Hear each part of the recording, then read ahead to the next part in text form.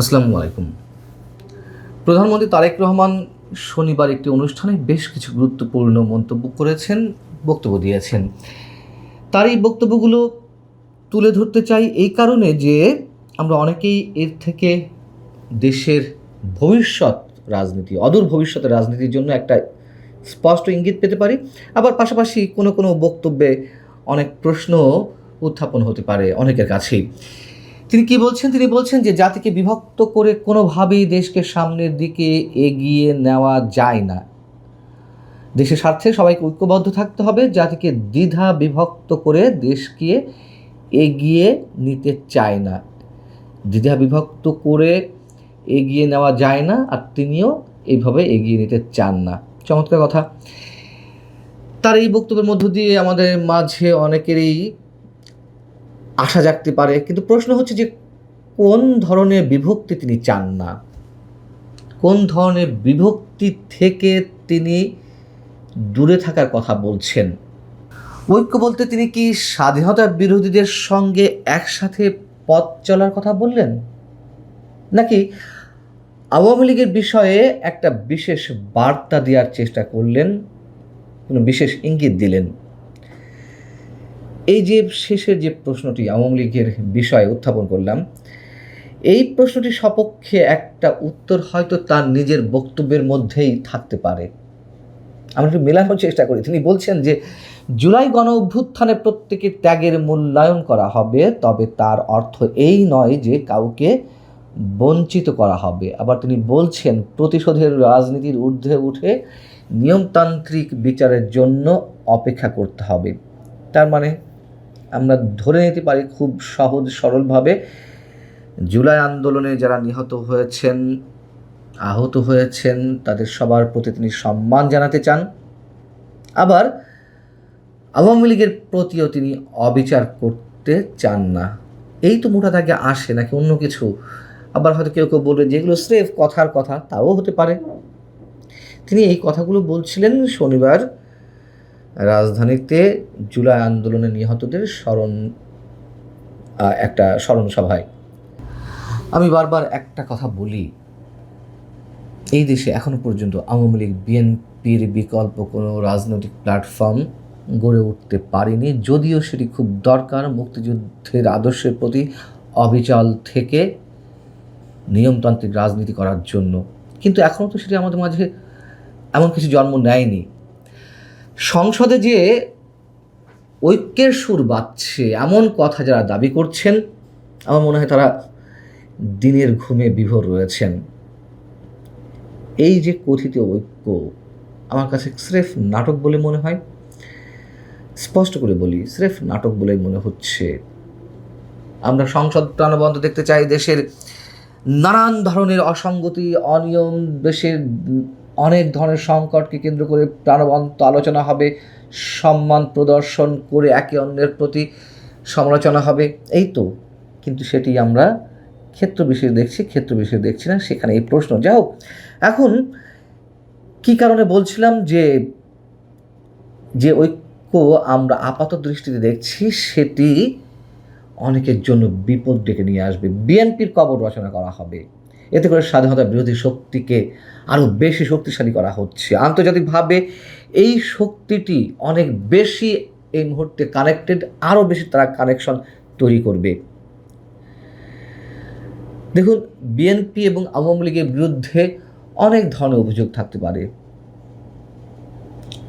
অনেক ধরনের অপকর্মের দৃষ্টান্তও রয়েছে, এটা সত্য কথা। কিন্তু নিয়মতান্ত্রিক রাজনীতির জন্য এই মুহূর্তে এই দুই দলের সুষ্ঠু প্রতিযোগিতাপূর্ণ রাজনৈতিক পরিবেশ না থাকলে, স্পষ্ট করে বলি, আমার যেটি মনে হয় আরেকটি ইউনূস সরকার অপেক্ষা করছে। এ কথাও আমি আগে একাধিকবার বলেছি।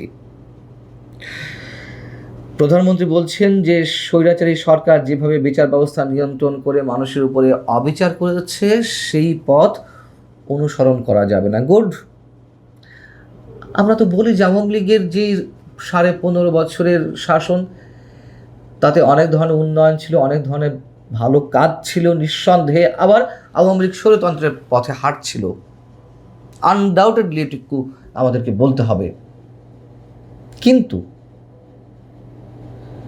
কিন্তু সেই আওয়ামী লীগের সমালোচনার যেখান থেকে প্রধানমন্ত্রী ইঙ্গিত করছেন সেই পথেই কি এখনও এগিয়ে যাওয়া হচ্ছে না? আওয়ামী লীগ স্বৈরতন্ত্রের পথে হাঁটছিল, তার বড় প্রমাণ হচ্ছে নির্বাচন ব্যবস্থাকে ধ্বংস করে দেওয়া। কারোর তো কোনো দ্বিমত থাকতে পারে না এই জায়গাটিতে, আরও অনেক কিছু থাকতে পারে। কিন্তু যে অবিচারের কথা আমাদের বর্তমান প্রধানমন্ত্রী বললেন তার প্রমাণকে আমরা দেখতে পাচ্ছি। বিচার ব্যবস্থা কীভাবে চলছে এখন সেই সরকারের নির্দেশে সাংবাদিক মুজাম্মেল বাবুর, সাংবাদিক ফারজানা রূপার, শাকিল আহমেদ, বিচারপতি খায়রুল হক সহ আরও অসংখ্য মানুষের যে কারাগারে আটকে থাকা বছরের পর বছর, এবং কারাগারে আটকে রাখতে এখনও পর্যন্ত একের পর এক নতুন হাস্যকর মামলায় তাদেরকে জড়ানো হচ্ছে, এটি সুষ্ঠু বিচারের সংস্কৃতি না বিচারহীনতার সংস্কৃতি? অতএব প্রধানমন্ত্রীর এই বক্তব্যগুলো আমরা কেবলই গতানুগতিক রাজনৈতিক বক্তব্য, চটকদার, জনতুষ্টিপূর্ণ, মুখরোচক, গাল ভরা বলি হিসেবে ধরব, নাকি তার ভিতর থেকে, তার বক্তব্যের ভিতর থেকে ভিন্ন কোনো ইঙ্গিত পাওয়ার চেষ্টা করব? এটি যার অ্যানালাইসিসের বিষয় নিঃসন্দেহে। তবে তারেক রহমান দেশের মাটিতে পা দিয়েই প্রকাশ্যে তিনি একটি মন্তব্য করেছিলেন। তিনি বলেছিলেন, আই হ্যাভ এ প্ল্যান। আমার মাঝে মধ্যে মনে হয় যে তার হয়তো প্ল্যান এটি যে তিনি সবাইকে নিয়ে দেশ পরিচালনা করতে চান, কিন্তু পেছন থেকে টেনে ধরছে কেউ ভীষণ বেগে। কেন এই কথা বলছি? তিনি যে বক্তব্যটি দিলেন, যদি সেখান থেকে আমরা আওয়ামী লীগের প্রতি একটা ইতিবাচক ইঙ্গিত খুঁজে বের করার চেষ্টা করি, তার বিপরীতে আবার স্বরাষ্ট্রমন্ত্রীর বক্তব্যকে আমরা কীভাবে ধরবো সেই প্রশ্নটি ওঠে। ওই একই মঞ্চে স্বরাষ্ট্রমন্ত্রী সালাউদ্দিন আহমেদ বললেন যে শিগগিরই দল হিসেবে আওয়ামী লীগের বিচার শুরু হবে। বর্তমান কার্যক্রম নিষিদ্ধ আওয়ামী লীগ দেশে আর কোনো দিন রাজনীতি করতে পারবে না। আওয়ামী লীগের রাজনৈতিক মৃত্যু হয়েছে, দিল্লিতে এই দলের দাফন সম্পন্ন হয়েছে। খুবই কাব্যিক চমৎকার কথা হতে পারে। আওয়ামী লীগ সন্ত্রাসী সংগঠন হয়ে থাকলে আমরা তার বিচার অবশ্যই চাই। আইন সংশোধন করা হয়েছে, দল হিসেবে যে কোনো সংগঠনকে সন্ত্রাসী অভিযোগে বিচার করা যাবে, ভালো কথা। কিন্তু যুদ্ধাপরাধীদের দলকে সঙ্গে নিয়ে মুক্তিযুদ্ধে নেতৃত্বদানকারী দল আওয়ামী লীগের বিচার করবেন, নিষিদ্ধ করে রাখা হবে, বিষয়টা অনেকের কাছেই হাস্যকর মনে হতে পারে।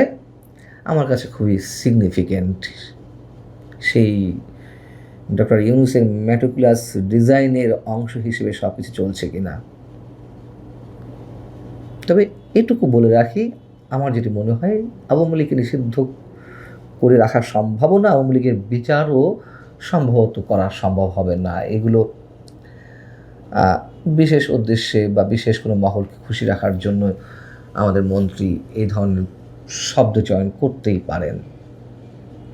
জানি না যে তাদের মনে কি আছে। তবে যদি সত্যই সালাউদ্দিন আহমেদের বক্তব্য সরকার অনুসরণ করে থাকে, তবে আমার মনে হয় বিএনপির জন্য বিএনপি কবর খুঁড়তে যাচ্ছে। ভালো থাকুন সবাই। আল্লাহ হাফিজ।